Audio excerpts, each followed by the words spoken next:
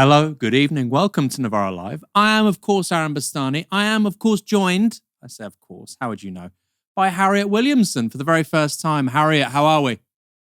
I'm very well, thank you, Aaron. It's an absolute privilege to be doing my first co-hosting show with you tonight. And I hope we'll give our wonderful Novara media audience a really good show. I'm sure we will. Just to say, Harriet is now a member of the Novara media team. She's with us full time. Very happy to have you, Harriet. Great news. Yeah, I'm super chuffed. It might sound overly sentimental, but it really does feel like coming home being at Novara Media. I'm very glad to be here. Oh, that's really nice to hear. And of course, thanks to our fantastic supporters that we can hire brilliant journalists like Harriet. We also have another new hire. He's not on screen. It's Darius Iromlu. I hope I said that right. Dariush, as my father would say. Lovely to have you as well, Dariush. We can hire new people, we can expand, we can be bigger and better and bolder thanks to your support. If you want us to hire more people, do more work, hold the elites to even more account, you know what to do. The link is in the description below. Go to novaramedia.com/support. Help us build a new media for different politics. Help us keep hiring top people to do a top job. Coming up tonight on our fantastic show, a car drives into a crowd in Liverpool. Reform are set to remove the 2-child cap. Tommy Robinson is out of prison. And Jordan Peterson, well, he's just out of it. Stay tuned for all of that. As ever, like I say, you're welcome to support our work. And tonight, if you're not going to do that, at least let me know what you think. Get involved via the comments in the YouTube chat or just tweet at us, at me, using the hashtag, of course, Novara Live. First story.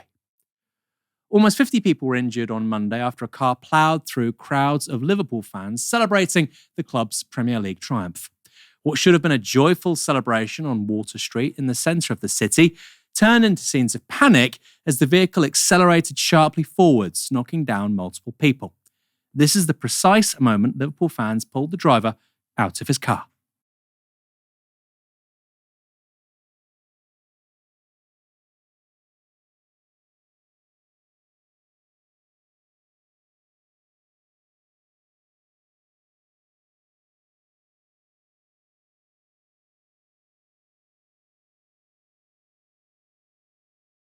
Quite extraordinary scenes. 27 people were taken to hospital yesterday, and at least 2 people, including 1 child, suffered serious injuries. A Liverpool City Metro Mayor Steve Rotherham said this morning that there are, quote, still 4 people who are very, very ill in hospital. Within 2 hours of the incident occurring, Merseyside police had released details of the driver's identity. This is Assistant Chief Constable Jenny Sims at a press conference last night. And a 53-year-old white British man from the Liverpool area was arrested. We believe him to be the driver of the vehicle. Extensive inquiries are ongoing to establish the circumstances leading up to the collision, and it is vital that people do not speculate or spread misinformation on social media. I know that people will understandably be concerned by what has happened tonight. What I can tell you is that we believe this to be an isolated incident, and we are not currently looking for anyone else in relation to it. The incident is not being treated as terrorism. The decision to share information about the driver, including his ethnicity and nationality, appears to be an attempt to prevent speculation and avoid a repeat of the scenes seen across the UK last summer after the Southport attacks, where 3 young girls were stabbed to death in an attack on a dance class. Back then, thousands were quickly involved in violence and criminal damage, much of which was targeted against minorities. However fast Merseyside police were to confirm the suspect's whiteness, far-right accounts on social media were quicker to make assumptions. This is what former footballer Joey Barton posted on X. Thoughts are with all the football fans celebrating their team's title victory. This is horrendous. Everyone knows what's gone on. When will it stop? Barton later edited that post to omit the last 2 lines of text. Elsewhere, failed London mayoral candidate Lawrence Fox also couldn't wait for the facts to emerge before sharing his own thoughts on X. You cannot hate them enough. There he is posting Sky News breaking an incident. He proceeded to post, "Please DM me any information you have on the driver. It will be treated in confidence." When the description of the driver as a white British man was made public, right-wing pundits complained that information about his ethnicity had been provided too quickly. Talk TV host Julia Hartley-Brewer posted this: "Absolutely horrific scenes in Liverpool of people being mowed down with many injured. The police have given out information about the driver very quickly. How dare they? We can only wonder why we are given prompt details about some criminal suspects, but not others." A Britain First co-leader, Paul Golding, also weighed in, sharing a video on X with the caption, in all caps by the way, "Within an hour, we know the race of the Liverpool attacker. Why isn't it this fast with Muslims?" This is what he said. So, according to Merseyside Police, the man who was driving the vehicle that just ploughed into crowds in Liverpool was a man in his 50s from a white British background. Why are they never this quick to disclose the identity and the background and the heritage of terrorists when they're from a Muslim background? Just look at Southport. They kept us waiting weeks, months. They covered it up. They said it was a quiet Welsh choir boy of Christian background. Turns out it was an Islamist radicalised by Al-Qaeda. Why the different approach? Well, the reason why the approach has changed is because that happened in August, right? There was a vacuum of information, so now clearly people have to be in receipt of information very quickly. Otherwise, you get all kinds of crazy speculation. In fact, even though the police got the details out there incredibly quickly, it still wasn't quick enough, right? For people like Joey Barton or Lawrence Fox. We all know who this is. No, you don't actually. You're wrong. Harriet, what did you make of this?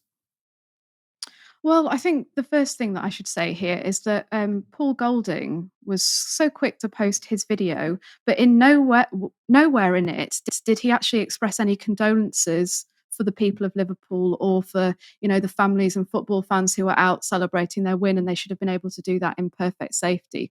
No, his priority was, decrying the fact that the police had actually released these details. These people want to blame Muslims and immigrants. It's their priority in these situations. And when they cannot do that, they actually become quite angry. And it shows that there really is no pleasing people. The police put out these details as quickly as they possibly could, but even that was twisted by far-right figures online to be some sort of unfairness with previous cases when, as you said, Aaron, this was done precisely because of the scenes of violent and racist disorder that we saw last summer after the Southport stabbings. Sadly, I think this shows exactly where we are as a country if the police have to rush this information out to stop there being riots and violence across the UK. You can really see how people like Julia Hartley-Brewer and Paul Golding are truly gutted that it wasn't somebody that they could blame that fits their narrative. It wasn't somebody who was black or brown. It was a white British man from the Liverpool area. Yeah, how screwed up do you have to be, right? Something awful happens, people get injured or killed, and these people are almost praying. They're almost praying that it's somebody from a minority. And also, just to be clear, Paul Golding was saying that this was a Muslim with regards to Axel Rudakabana, a horrific person, guilty for horrific crimes. As I understand it, his family were Christian. They're from Rwanda. So the description of him as not being a Muslim is a totally reasonable one. People like Paul Golding, I'm not going to say him specifically, but people like him with his kind of politics last summer, obviously was spreading the meme that this was a refugee who'd recently arrived on a small boat. Implicit or explicit was the idea that they were from Syria or Middle East, West Asia, like maybe 10,000 miles away from Rwanda, a very long way away. So there was a great deal of misinformation in circulation after that horrific attack. So yeah, I think it's really good the police came out with what they said as quickly as they did. And that would have been, I'd say the same whether that person was Muslim, Jew, Christian, whatever. I think in the present environment, like you say, Harriet, this vacuum that you create by not saying anything for days potentially is a real political error. And also just to add quickly with Southport, Axel Rudakabana was 17, I believe. Is that right, when he did that? So you have a bunch of sort of additional questions and issues that are at stake. Very quickly, Harriet, where do we go in terms of managing this sort of stuff? Because we are now dealing with people, like you say, it's almost inhuman response from Paul Golding. He didn't even, extend any wishes to the families of this horrific incident. It was horrific to watch. Where do we go with this? How do we try and deal with this? Because the police have clearly made a decision now. We just need to get information out in the public domain as quickly as possible. I think that's sensible. What about the rest of us? I think that, the police did do a sensible thing. And I think the rest of us can, A, not jump to conclusions, and B, not share anything that isn't factually accurate online. Another thing I'd point out about Paul Golding's video is that he said that the Southport attacker, Axel Rudakabana, was an Islamist. Actually, when they looked at Rudakabana's internet history and the things that he'd been looking at, he was looking at horrific violence from across the political and sort of extreme religious spectrum. It wasn't that it was all specifically Islamic extremist violence. He was just interested in violence, and he was radicalized by extreme violent content. Yeah, really important to say that. I mean, the story of Axel Rudakabana, we'll move on to the next story in a second, but the story of Axel Rudakabana is just wacky. There's that incredible moment before this all happens, Harriet, where he says to police, I believe on a bus, he's like, I'm carrying a knife. I want to kill somebody. He's repeatedly saying, I want to kill people. The idea that we're dealing with somebody who's necessarily motivated by ideology or politics, it's somebody who's deeply, deeply mentally unwell, obviously should have been taken off the streets a very long time ago. When you actually drill into what he was telling people, quite extraordinary. He was allowed to stay on the streets and certainly not be monitored. Anyway, but like you say, really important to extend our best wishes to all those affected. Should have been a wonderful day for the people of Liverpool, marred by a complete idiot. Let me know what you think in the comments as well. Were you there? What did you think? Some people I know were there. They didn't know it happened until they saw it on TV. And also, let's talk about cars, right? I mean, you can hurt somebody in a car, and you can get away with it effectively. Not this chap, I'm sure, but you are treated very differently if you hurt somebody in a car than if you hurt them with a weapon. We see this all the time, don't we? Dangerous driving, killing people. You get a year or two in prison. You might be allowed to drive again in 5 years' time. What do you think of that? Or is this one of those Bastani bugbears that to you just seems a bit strange? I know I have many of them. During the Blair and Brown years, New Labour put falling child poverty at the heart of what they did. Between 1998 and 2010, absolute child poverty in this country fell by over 50%. Almost 2 million kids were taken out of poverty. Indeed, back in 1999, Blair promised to eradicate child poverty in entirety by 2020. How that happened was via several ways. One was tax credits, like the child tax credit and working tax credit. Another was an increase to child benefit, not to mention the expansion of things like early childcare intervention and, of course, Sure Start centres being central to that. In the 14 years of Tory government after 2010, however, much of that progress was undone. So, by last year, the total number of kids in poverty reached a record 4.5 million. That was up from 3.6 million in 2010.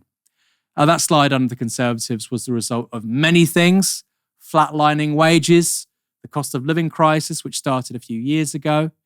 But another factor was reforms introduced by George Osborne while Chancellor, specifically benefit freezes and the two-child benefit cap. Now, that meant the recipients of universal credit could only claim additional support for their first 2 children. After that, and well, you're on your own. That is why ahead of the last election, and indeed over the last year, while Labour have been in power, many have said that removing the two-child benefit cap should be an urgent priority. That includes 7 Labour MPs who voted with an SNP amendment to last year's budget to ditch the cap. All 7 subsequently lost the whip for 6 months. They include John McDonnell, Rebecca Long-Bailey, and Zara Sultana. Around 1.6 million children live in a household affected by the cap, according to statistics from the Department of Work and Pensions. And, according to the Resolution Foundation, axing the policy would lift almost 500,000 children out of poverty at a cost of approximately £3.5 billion. I think that's good value. Maybe you disagree. It's no surprise in any case that people have strong feelings on the topic, given that scrapping the two-child cap would appear to be the single easiest way to address child poverty in this country. And now, the campaign to get rid of the cap has found an unlikely new supporter, Nigel Farage.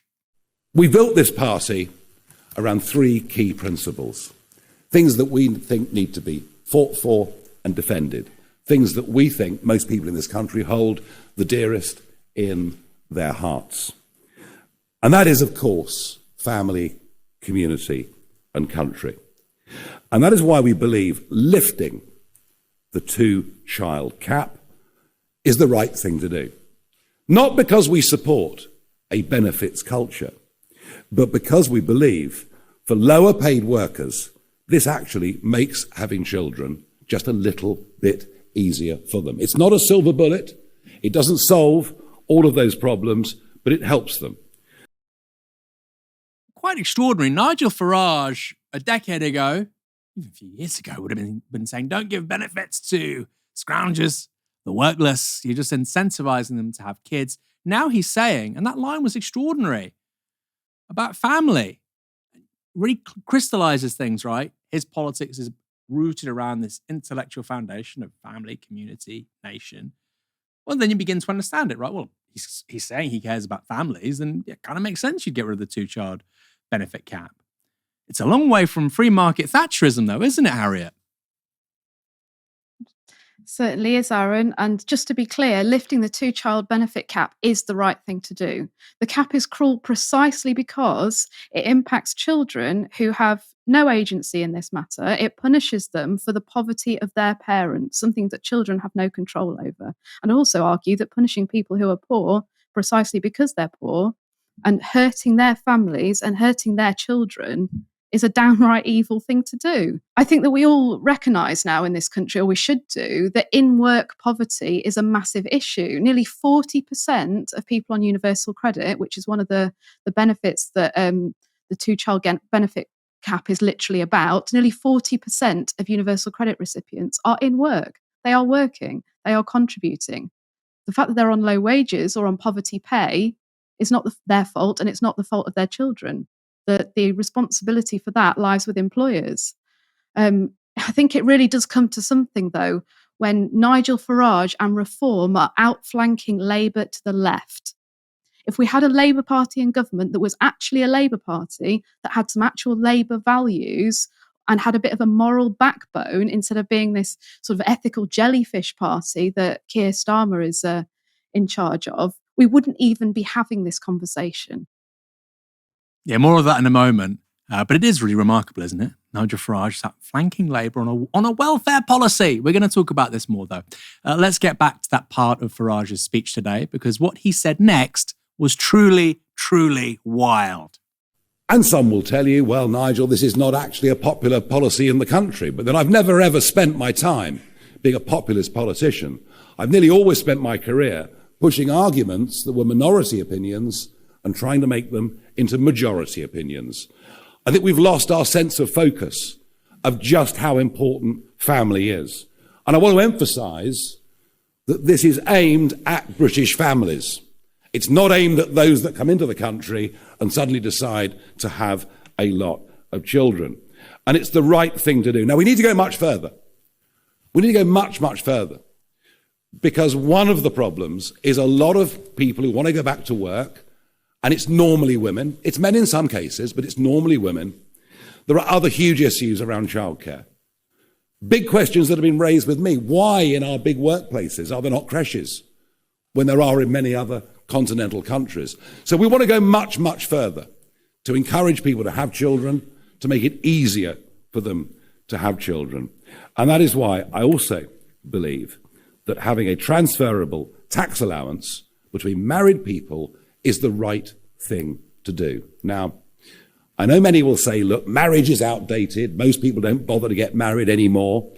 And, you know, I'm hardly standing here in front of you as a religious priest and moralising. I'm not sure my own track record is ever so good on this. And we all lead imperfect lives. But what is true, what is absolutely true, and the evidence is there to prove it, is that where people who are married stay together for the longest period of time, the children that grow up in those environments have the best chance of success in life. This was, for me, defining about what's changed with reform. It's huge. I mean, I'm just going to go back to the words he used there. We've lost our sense of focus on how important family is. Who disagrees with that? Who in this country of 16 million people says, you know what? No, we focus too much on families. There's too much focus on families. No, he's saying something which for many people is self-evident. He proceeds to ask, why are there not creches in our big workplaces? This is Marxist feminist Farage. What's going on? And what he's saying about the two-child benefit cap and, creches in workplaces, that's really going to appeal to left-wing people, Labour voters. And then what he's saying about incentivizing marriage, that's really going to appeal to right-wing voters, conservatives. This is very smart politics. You don't have to agree with him. You don't have to think he's going to do any of it. It's very, very smart politics. Right now, Reform is running away with it with the over 65s. Even if they make the slightest inroads amongst working-age women, which, by the way, right now are the bread and butter for Labour, but they're very unhappy with them, just the slightest inroads with that part of the electorate, and they're golden.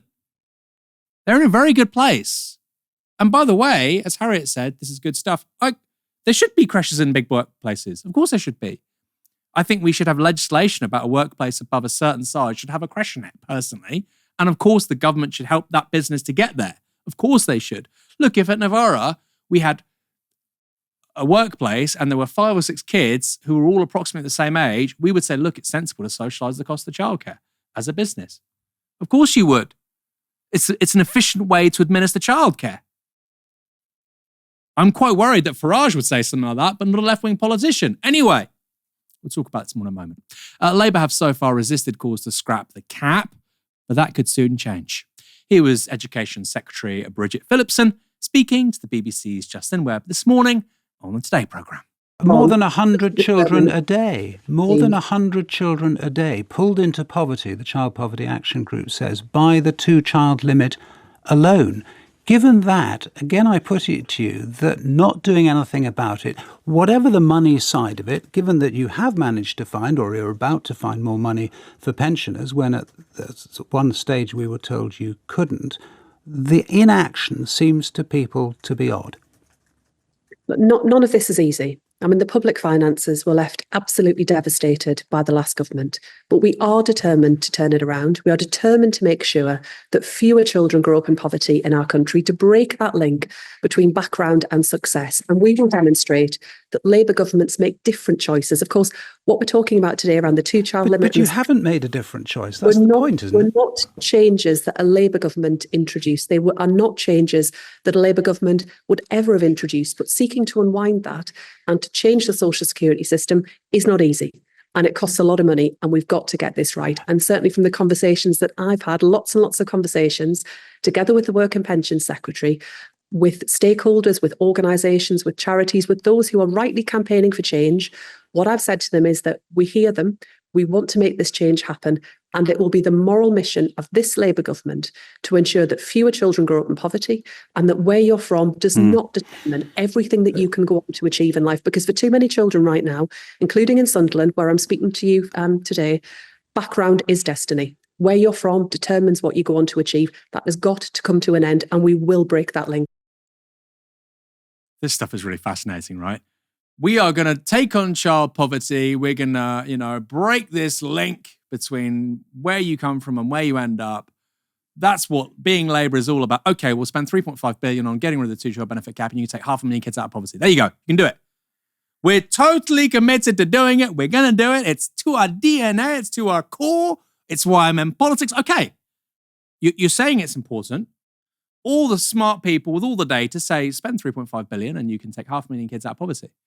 Well, like I said, we wouldn't have changed it, but we are where we are. You've just increased defence spending by 13 billion. This is 3.5 billion. So either you care or you don't care, or you care, but you care less than you care about defence spending. I mean, I saw Keir Starmer the other day talking about the Chagos Islands, about £101 million a year going to the Mauritius government for 99 years. And Keir Starmer said, that's how much, it's not that much, that's how much it costs to run an aircraft carrier for a year. Yeah, that's an argument against having an aircraft carrier, Keir. You idiot. We could spend that money instead on getting rid of child poverty, because getting rid of child poverty is an investment. It's not that we can't afford to get, rid of the two-child benefit cap. We can't afford to keep it. We can't afford to keep kids in poverty. We know where that takes us. We know where, statistically, most of those kids end up. We should be trying to mitigate that, minimize it, get rid of it. Oh, but no, it's my priority. I care about it so much. It's talk. And this really gets to the heart of centrist neoliberal politics, right? It's talk. It's performative talk. It's like Keir Starmer. I believe in integrity and honesty and decency. And then he does none of those things. But I'm a decent, honest, and personal integrity because I said I'm those things. No, those are actions. They're things you do. They're not things you say. It's the same on child poverty. Well, we're addressing child poverty by talking about how we'd like to get rid of it. No, you have to do something. You have to spend some money somewhere. You have to make some decisions, some choices. Harriet, I've had my rant. This whole conversation starts really on Sunday. Angela Rayner refused to confirm whether the government is going to scrap the two-child benefit cap or not. Where do you think Labour are going to land on this? I mean, Keir Starmer loves his U-turns, doesn't he? He loves to flip-flop on issues. I couldn't tell you at this point, but what I do know is that reform is setting the agenda here. Labour have left themselves wide open. And you know what this Labour government really loves, Aaron? It loves passing the buck onto the Tories for their past 14 years of mismanagement. Oh, we didn't bring in the two-child benefit cap. Well, you're in government now and you need to deal with it. I think that it's this whole narrative of blaming the Tories over and over again is not washing with people. Labour is now in government. Labour needs to act. I think that there are so many ways we could be helping young families. Creches in workplaces is a great idea. Also, how about rent controls so that young people can actually have decent and settled housing for when they want to start a family? I know that's a bit of a hobby horse of mine, but it really makes a massive difference. What about capping the cost of childcare? What about making it so that having a baby isn't this huge financial sacrifice that some people are literally being priced out of? And having more than one child, more than two children is actually seen as like a bit of a status symbol now because you can afford it. I think that we are staring down the barrel of a reform government in the next parliament, and it is all Labour's fault. Well, that's where it starts and ends, right? I mean, and that's what people, I think there's this quite, by now it's quite a boring refrain, isn't it? Oh, don't criticise Labour, Aaron or Harriet, because then you'll let in reform. No, what Labour is doing is letting in reform, okay? And I think, frankly, there'd be nobody else to blame if there's a reform government other than the Labour Party. I mean, what an indictment. If you're replaced by a party which 4 or 5 years earlier only has 4 or 5 MPs, and then they get a majority or they become the largest party, a lot of that buck would be on Keir Starmer. My goodness. I think the point about rent is really interesting, Harriet. Small things like, I don't think there should be 1-year tenancies. I don't think they should exist. I think the shortest possible rent tenancy should be 2 years. How on earth is somebody going to bring a child into the world on a 1-year contract, even if you get rid of, some of the more egregious aspects of rental like contracts at the moment, right? No fault evictions, et cetera, et cetera, et cetera. The idea that you would just bounce around with a kid, 2 kids, 3 kids, every year you have to move, which I know has been your experience. It was my experience. I moved 15 times in 15 years in London. Doing that as a single person or in a partnership is very hard. It's actually quite depressing. It gave me depression. I can't imagine what it does to a child. And then you've got the same people who have no problem with that stuff say, oh, you know what? Why aren't more people having kids? Why aren't more people having kids? And you say, well, maybe we should change X, Y, Z. Oh, no, policy has nothing to do with it. Look, it's everywhere. Okay? Actually, let's not bother. Well, then why are you asking the question in the first place? Why are you asking the question in the first place? Let's go to a few of your comments. I want to hear your comments. I think this Farage story is a great story. We went from Keir Starmer trying to nullify reform on the right via migration. Reform, it's like a chess match, isn't it? Reform then go on to welfare, the welfare state. I think it's a very smart move. And by the way, the most successful nativist right-wing parties in Europe, Law and Justice in Poland, Orban, this is their bread and butter. Lower migration, law and order, welfarist policies to law-abiding families from this country, right? That is why Law and Justice was so successful in Poland, although they're now out of government temporarily, I think. And that's why Orban's been so successful. And Farage and the people around him know that Thatcherism is actually quite unpopular. So the idea that you can, attack families using that kind of rhetoric is kind of outdated. Actually, listening to him, it reminded me of listening to Tories in the 90s. Like, I'm old enough to remember the Major government. Well, I don't remember. I was like 10. I was 12 13 when New Labour won. But I remember the tail end of the Major government. I remember the mad cow disease and John Major having a leadership challenge from John Redwood. I can just about remember that. But these are the kinds of notes that Tories would try and hit. We want families, tax breaks, we like married people. And actually, if you play by the rules and you have a family and you're trying to improve your life, we're not going to hurt you through the welfare system. Now, of course, they did that. Tories did that. But the Major government was a different kind of Toryism in that regard to Thatcher. A little bit less nasty, although they did privatise rail. But it wasn't quite the sort of liberal Cameroonism, pro-austerity, but also we love gay marriage. Let people die on disability benefit, but we love gay marriage. That was Cameronism, right? Major was a bit different. It was somewhere between that and more sort of 20th century conservatism. And I feel like that's reform now. And then you've got Kemi Badenoch, who talks about Ukraine being a proxy war between the West and Russia, and then says Israel is a proxy war between us, presumably, and Gaza. I mean, fucking moron. So then, all of a sudden, Farage looks like this is the de facto voice of the centre-right, which, even if they have a bad election, is 25% plus. What do you think? Am I being overly pessimistic? And I saw some comments saying, "Oh my God, Aaron's going to get us to vote for reform." Guys, I voted Green at the last election. But you have to also be serious about the political gaps that Farage is trying to fill. What's the market? And by the way, he's responding to some successes of the left, right? Richard Tice has said we will bring water into public ownership because people have made that a story and they've framed it in such a way, rightly, that it cannot be solved if it remains in private hands. I think it's the same with, income inequality in this country, hitting low-income families. People know that is horrible. You're more likely now to be in poverty if you're in a working household than in a household that doesn't work. So those old songs from the old story cookbook, I should say songbook, shouldn't I? About, well, if you just work, then everything will be fine. We know that's not true. And Farage is responding to that policy. Graham Boreham, Aaron is too much. Some say Aaron is already a reform PPC. A police and crime commissioner, that would be. A PCC, maybe. Let me know what you think. I personally think that Labour, if they don't buck their ideas up, I think Harriet's right. I think we could start seeing double-digit polling leads for reform for a really long time. And that's when you start to price in a really good chance of them being a government. Because, of course, a short campaign can go well or go badly. Parties can make up 5, 6, 7%. It's very hard to make up double digits. The UK's trade envoy to Israel, the independent life peer Lord Ian Austin, arrived in Haifa yesterday. The British Embassy in Israel announced his arrival at a number of locations Austin would be visiting on X. Austin explained the purpose of his trip in a post on X.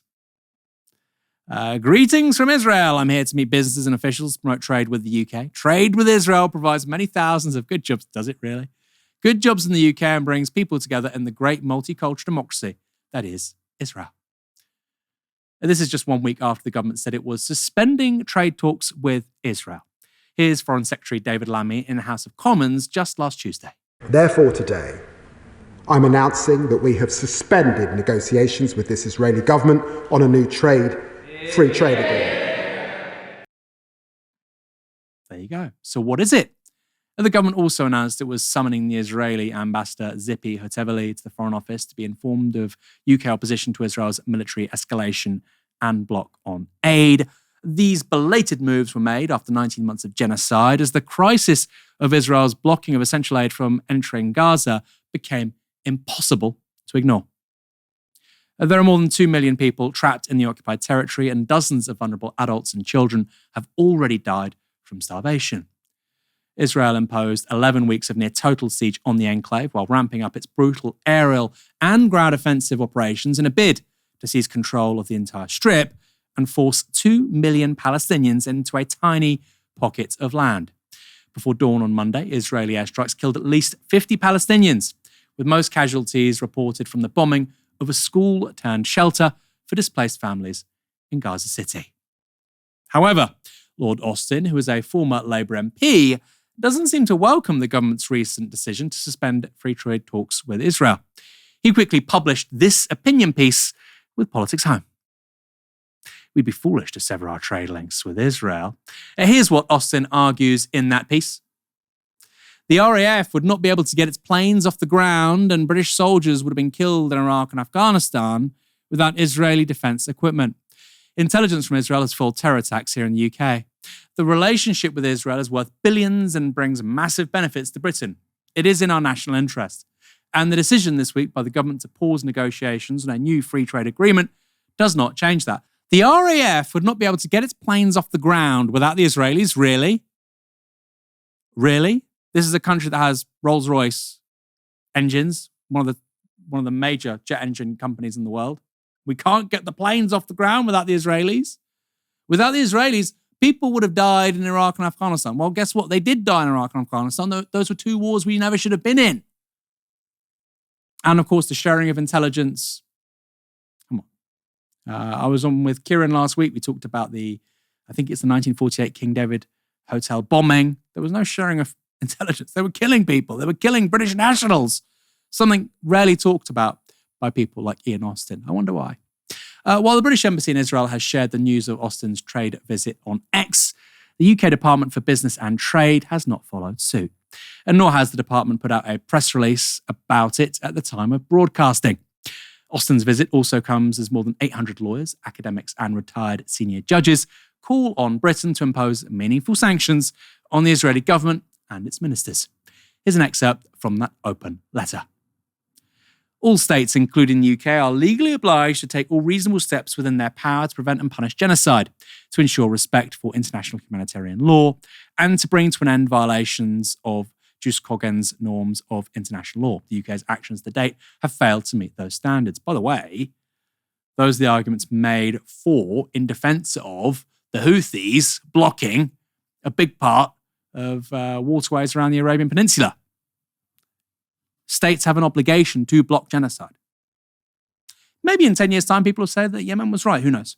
The letter continues, outlining concrete actions that the UK government should take without delay to uphold its obligations under international law. Use all available means to secure an immediate, unconditional and permanent ceasefire in Gaza. Use all available means to secure the lifting of Israel's ban upon the UN Relief and Works Agency.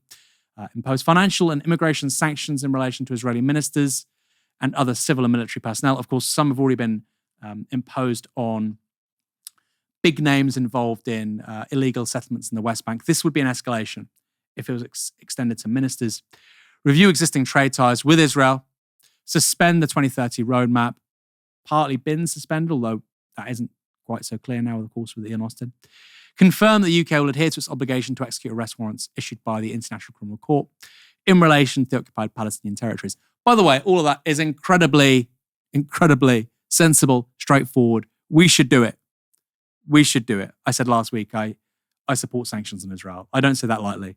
Sanctions don't always work. They haven't worked with Iran. Often they can empower a regime. They can centralize power via isolation rather than disempower them. I think Israel's different. Wealthy country, takes pride in being viewed as a normal country, democracy. It's neither. I think sanctions make sense. A far-right activist, Stephen Yaxley Lennon, better known as Tommy Robinson, has been released from prison. He left a prison earlier today wearing a red cap with the initials MEGA, which stands for Make England great again. Robinson got out of his 18-month jail term early after being convicted of contempt of court in October. Here's Robinson speaking outside prison earlier today. Unfortunately, in a country that doesn't believe in free speech, being a citizen journalist, this place is an occupational hazard. It's ridiculous. 16 years ago, when I first started speaking out against Islamic rape gangs that were plaguing this country, from that point on, I faced relentless attacks from the British state, wielding lawfare as a weapon in order to silence me. I have never been convicted by a jury. Every one of my convictions have been handed down to me by judges. The lucky thing with this, everyone got to see the film. I have to say thank you to Elon Musk, because without X, if we didn't have X, everyone would just think I lied. No one would have got any other narrative. Fortunately, I think, 167 million people saw the truth. So that gagging order, these attempts at censorship, to silence, to cancel people, it hasn't worked. I mean, it did work temporarily. The chap was in prison, but you understand his point. However, let's get to the details. Tom Robinson was jailed for multiple breaches of an injunction made in 2021 that barred him from repeating false allegations against a Syrian refugee who successfully sued him for libel. So far, so clear. His sentence was comprised of two elements, a 14-month punitive element and a 4-month coercive element. Sounds quite complex. Stay with me, because this is really interesting. The sentencing judge said Robinson could have the latter 4 months taken off his sentence if he took steps to comply with that injunction from 2021. Robinson initially applied to purge his contempt of court on 20th of May, and his lawyers told the court he had shown, quote, commitment to comply with the order. The application was granted by Mr. Justice Johnson, who said while there was a, quote, absence of contrition or remorse from Robinson, you just saw that a moment ago, he had showed a change in attitude since his sentencing and had given a, quote, assurance that he will, this is the bit, comply with the injunction in the future. So he's talking about free speech, they've taken away my free speech, but he's going to comply with an injunction. Which is it? Robinson's 20-minute rant outside prison, however, sounded pretty defiant. There is a war being waged on Britain, and it's being waged by our leaders, and it's a war against free speech. Our weapon is free speech. They can't allow it, because if everyone can exercise their free speech, if we have platforms for free speech, we can highlight their abuses, we can highlight their corruption. On the 13th of September, we started organising United Kingdom rallies. I think the last one had over 100,000 people. We want to hold a free speech festival in London as a show of defiance. And at this free speech festival, it's going to be United Kingdom /MAGA/Mega. United Kingdom, because people, and I'm sorry in Scotland, I'm sorry Wales, I'm sorry Northern Ireland, it's going to be in our capital city again. It has to be. People coming from every corner of the globe, speakers from Australia, from Canada, from America, from Denmark, from Germany, from Holland, from Poland. We're not just uniting the kingdom, we're uniting the world. And London is going to be the centre for it. It's going to be a festival of free speech. It's going to be a day of celebration to celebrate our weapon and to celebrate what they hate most, which is free speech. So if I can do 7 months in there for free speech, you can do a day in London. By the way, he's only out 4 months early because he said, I will comply with an injunction. We're going to have a festival of free speech. I'm only here talking to you because I'm complying with an injunction. Harriet, what do you make of this? I shouldn't laugh, but honestly, it is sometimes quite funny to hear people like Tommy Robinson talking like this. I mean, I'd describe him as an anti-Islam activist. He's not actually that bothered about victims of child sex crimes when the perpetrators are allegedly or proven not to be people of colour or Muslim men. He's not bothered about any other victims. And I don't think he's actually even that bothered about victims who have been of Asian grooming gangs, because in 2018 he nearly collapsed a child sex abuse ring trial that had reporting restrictions on it, precisely because they wanted to be able to prosecute at further trials. So he nearly stopped victims getting justice in that case. He's talking about this as a free speech issue. It's not actually a free speech issue. It's because he breached an injunction against libeling a 15-year-old child, a 15-year-old Syrian refugee boy who Robinson repeatedly spread lies about. His family had to move. It's just a really sad and distasteful case all round. Like, behaviour of Robinson was utterly repugnant. And then he's got people like Elon Musk online calling for him to be released and being some sort of champion of him, allegedly paying some legal fees for him. That's what Robinson's team has said. And Musk has conflated this issue of grooming gangs, this was in January, with what Robinson was actually in prison for, saying that he was in prison for telling the truth.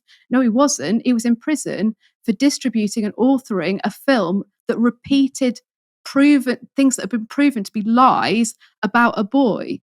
He couldn't stop himself. It had been proved to have libeled somebody, and he was told not to repeat the libel, and then he did and made a film about it. And now today he's been let out early because he said he'll respect that injunction, and he's already saying, you've seen the truth in that film I made. I mean, I don't know if it's stupidity or I don't know whether he's just incredibly emboldened by far-right activists in the US. You can see from the mega cap. I mean, personally, I don't think it's as good as Novara Media's iconic Hate Landlords cap, which, yeah, I got myself and can confirm it's a really good hat. And quite frankly, he looks like a fascist Tom Hanks from Castaway coming out of prison with that beard. It is not working for him. Yeah, it's almost like free speech is under threat. The state's coming against me. And like you say, he thrives off the fact that Britain is a very liberal country. Its justice system is actually, I think, in some ways too liberal, right? I personally think, like you say, he was inside for contempt, breaking an injunction in regards to a minor, a child. I think it's just outrageous. He's had to also pay money to that young boy and his family. If you say, I will do X, and it means you can leave a prison early, I think a category B prison, and then, like you say, as soon as you get out, you do basically a press conference taking the piss out of the justice system, which just let you out early. I just think you should be going straight back inside. I know at Novara Media we have some sort of abolished prison voices, that's fine. But look, you can't present the UK as this authoritarian hellhole and then behave like that, right? He's thriving off clearly a very liberal criminal justice system. Clearly. I saw a photo of him with somebody drinking a pint of beer, and they were saying, oh, look, he drinks a Pepsi. And I thought to myself, I thought Tommy Robinson prefers Coke. Anyway, Jordan Peterson became a literary success. No, more than that, he became a cultural phenomenon by telling people, particularly young men, to take themselves more seriously and to make their bed in the morning. Also, he called out the gobbledygook of the so-called postmodernists. Now, look, I'd sometimes agree. I never really understood Derrida, if I'm honest. Although Peterson does use that term postmodernist for basically anyone he doesn't like. Here he is in 2017 talking to Joe Rogan about those blasted postmodernists. See, just to talk to, like, let's say if you're a postmodernist, just to have a discussion with someone like you, a heterosexual, what do they call this, cisgendered male of power, and white to boot. It's like, that's an evil act in and of itself, because all you're doing by engaging in dialogue with that person is validating their power game. That's all. You see, and this is no aberration that these people don't engage in dialogue. It's no aberration. It's built right into the philosophical system.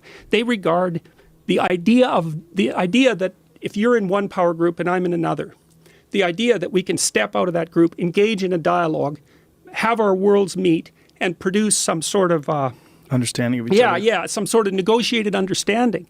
No, that's part of your oppressive patriarchal game, that idea. That whole idea is part of your game. So if I even engage in the dialogue, I'm playing your game, you win. It's a complete assault. People don't understand that postmodernism is a complete assault on two things. One, it's an assault on the metaphysical substrate of our culture. And I would say that the metaphysical substrate looks something like a religious substrate. So it's a direct assault on that. And the second thing it's an assault on is everything that's been established since the Enlightenment. Rationality, empiricism, science, everything. Clarity of mind, dialogue. Jordan Peterson there criticising postmodernists. Those are people who turn everything into pointless word games, who make even the possibility of a conversation with shared facts and premises absurd. For them, language isn't a tool in the pursuit of truth, but a way to win prestige and play status games. And speaking of which, here's Jordan Peterson in 2025. You believe in the all-knowing, all-powerful, all-good notion of God? What do you mean by believe? Do you think it to be true?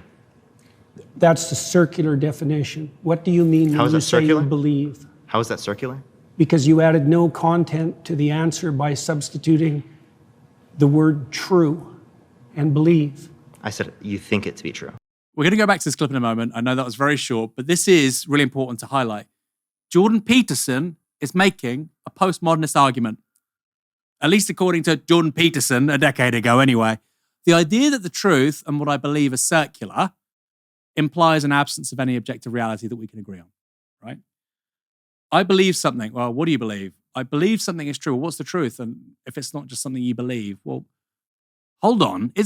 Wasn't your whole project about rallying against precisely this? Is Jordan Peterson now a postmodernist? Is he Canada's answer to Jacques Derrida? Anyway, let's watch some more. All right. So if you believe something, you stake your life on it. What do you mean by that? You live for it and you die for it. Okay, so you're saying that you don't believe something if you wouldn't die for it? Not really, no. Okay. So then, how would you define belief? Something you say? Well, can I explain? Like, I could believe it is the case that this pen exists, but if someone like threatened my life, right, I would lie in order to be able to save my life, right? Like, I think you would do that too. You wouldn't lie to save your life? Don't be so sure.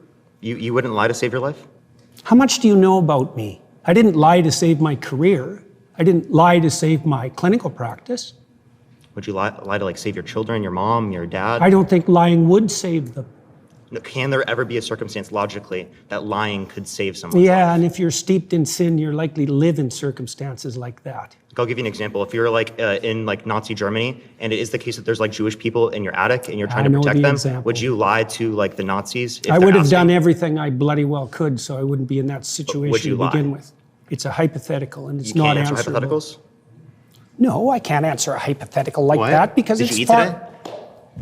Did you Don't eat today? play games. I'm not playing games. I'm just asking if you ate it today. I just told you I would do everything that I could to make sure that I'm never in that situation. By the time you've got there, you've made so many mistakes that there's nothing you can do that isn't a sin. Being born in Nazi Germany and trying to protect people that you care about, like there could be a Jewish friend that you have and you want to protect them. I think you should just give up on that line of questioning. But like, okay, again, you're not answering this hypothetical because you know it shows that you clearly would lie to save someone's life. I'm answering it in a manner you don't find acceptable. Obviously, because I care about truth. I wouldn't be in that scenario. Such a weird response from Jordan Peterson. Does he think that German citizens who did indeed protect and shield Jewish people were stupid or bad? Oskar Schindler saved over 1,200 Jews by lying, of course. I would never put myself in that situation. Wouldn't you want to be doing something like that, faced with the persecution of a religious minority? No, I would do everything to not be in that situation. Really? You wouldn't want to be in a situation where you can help save 1,200 people's lives? And this is the guy, by the way, who's the voice of moral conscience, apparently. And next up, Peterson was asked about his faith. And remember, this video was initially branded as one Christian versus 20 atheists on YouTube. The whole point of the video is that Peterson's defending his views as a Christian. Let's take a look. Why is that relevant? Because you go to a Catholic church, don't you? Or you've attended recently. You're interested in Catholicism, aren't you? Sure. All right. Are you familiar with their doctrines? Somewhat. Okay, you're their familiar. Doctrines are very how do they deep. regard Mary? Why are you asking me that? Because you're a Christian. You say that. I haven't claimed that. Oh, what is this? Is this Christians versus atheists? I don't know. You don't know where you are right now. Don't be a smartass. Well, and I mean either you're a Christian or you're not. I won't talk to you if you're a smartass. Oh, either you're a Christian or you're not. Which one is it? I could be either of them, but I don't have to tell you. You don't have to tell me. I was under the impression I was invited to talk to a Christian. Am I not talking to a Christian? No, you were invited to. I think everyone should look at the title of the YouTube channel. You're probably in the wrong YouTube video. You're really quite something, you are. Aren't I? But you're really quite nothing. Right, you're not a Christian. Okay, I'm done with him.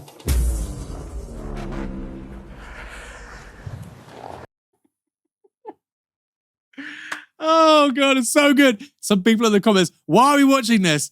Okay, firstly, because it's really funny, right? It's really, really funny. I might be a Christian, I might not. The thing is literally called A Christian versus 20 Atheists. then the guy says, maybe you're in the wrong video. I mean, maybe he is, right? Or maybe I'm not. Now, perhaps, quite predictably, Jubilee changed the title of the video shortly after it was uploaded, 4 hours to be precise, from the initial 1 Christian versus 20 atheists, featuring Jordan Peterson, to Jordan Peterson versus 20 atheists. Maybe it should have just have been called Jordan Peterson versus Jordan Peterson. He seems perfectly able to argue with himself. Who knows? Maybe it would have made more sense. Harriet, what does it say about Anglophone radical right politics, radical right conservatism, that Jordan Peterson is such a big deal? Well, I'm sorry that I don't have a really clever postmodernist answer for you here, Aaron, but I'm just going to say that I think that Jordan Peterson's a really weird guy. He's such a weird dude. What is going on in these videos? I don't even know what to make of them. It's nonsense. They are nonsense clips. And there's something also deeply American about all these young nerds, frankly, sitting around being like, yay, I scored a debating point over Jordan Peterson. Everybody needs to step back off the internet, myself included, and get a life. But on a more serious note, I do think that people are drawn to figures like Jordan Peterson, because particularly young men, I think, they really want to be told how to live and what to do with their lives. I think there is a real void of meaning in a lot of people's lives, and that is why we are seeing particularly Gen Zs perhaps moving back towards organised religion. They tend to be more interested in adopting faiths like Catholicism, things that are very heavy with history, with ritual. There's a reason why Catholics get all the bells and smells, as the people who go to CFE sort of call them. I've got a family that, my mum was raised Catholic, and then I went to a United Reformed church as a kid, and then that turned into going to an evangelical church later on. So I feel like I've seen a bit across the spectrum of Christianity. And I think that people moving back towards wanting that in their lives is because we do feel that there is something that the material world and neoliberalism and rampant individualism and the crushing realities of capitalism just can't give us. And contemporary life is super atomized. We crave meaning, we crave community, we want to be with each other in a connected community sense, and we just don't really know how to do that a lot of the time. But these sort of narratives like Jordan Peterson pushes of personal responsibility and you doing that for yourself, which is quite an Andrew Tate thing, work on yourself in the gym, learn these ways of subjugating women, and you can have a better life. You can be like a high status man. These things only go so far when you are faced with structural issues that face so many of us who are outside of a sort of elite class of the very wealthy who have everything essentially set up in their favour. Yeah, it's a shame in a way, because his early stuff, I didn't agree with the guy. We made videos about him years ago, criticising him and disagreeing with him. But there was a core part to his message, which was speaking to young men, saying, take yourself seriously at least, right? You only live once. Take yourself seriously. Try and find meaning in life. And like you say, that is a very countercultural message in our world. But he's just gone off the deep end. I mean, he's literally. He sounds insane. A personal question, Harriet. Have any men in your, because he was a cultural phenomenon, right? Have any men in your private life over the last 5-10 years, could be a cousin, could be a friend of your partner, whatever, have they sort of mentioned Jordan Peterson unprompted? Because he was a big deal 5-6 years ago. Yeah, it was a really big deal in 2018. I don't remember anyone bringing him up, but I know that he's taken on things that genuinely can be useful, like Joseph Campbell's the hero's journey, which allows us to find a sort of meaningful route through the suffering in our lives. And yeah, that's something that I found incredibly helpful, but I'm not sure how Peterson has presented that or what he's sort of done with it. As I say, I'm not really sort of the target audience for Jordan Peterson. And I'm almost weirdly glad that no men in my life have really mentioned him. But, I do have a cousin who's very into crypto, if that helps. Probably a big JP stan a few years ago. Harriet, thanks for joining me tonight. Thanks so much, Aaron. It's been a lot of fun. I genuinely get really nervous before doing these shows because I hadn't done so many of them co-hosting yet, but today has been really, really fun. Thank you so much to our audience for tuning in and letting me come back on. It's been a pleasure talking to you. I think Michael Walker is I genuinely think Michael Walker is one of the best broadcasters in the UK. He got there by doing it. You do it, you do it, you do it, you get there. And to the rest of you, thanks for tuning in. Come back tomorrow for another live show from 6 p.m. For now, you've been watching Novara Media. Good night.